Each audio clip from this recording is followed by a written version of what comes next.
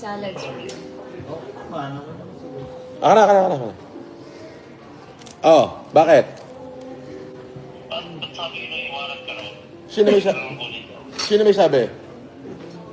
Ayun na sila nakikita sa second call ngayon, nakalayo. Sino? Sila, yung sila nakikita. Magpapaniwala ka naman doon. Wala naman sinasabi abogado ko eh. Eh bakit? Nasa korte na ba o sa piskal pa lang? Piskal pa lang.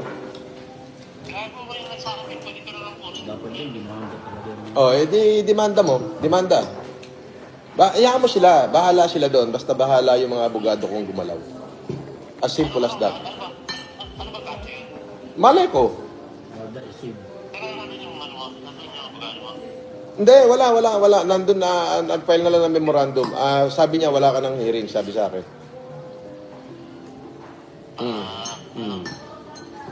Napagal ako, hindi natalag sila. Hindi, wala akong hearing. Sino paniniwalaan natin? Si Poblador? Yung abogado natin? O sila?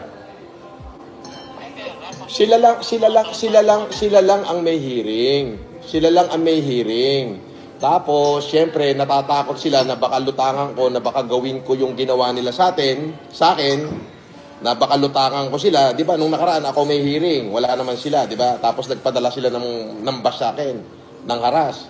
Natatakot sila na baka gawin ko the same. Kaya, syempre, nagtawag.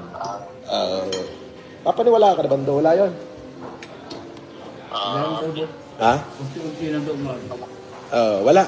Ginago lang niya yung mga viewers niya. Sabi ng kapaksit natin. Ando yung mga kapaksit natin. Ginago lang niya yung mga viewers niya. Ginago lang niya.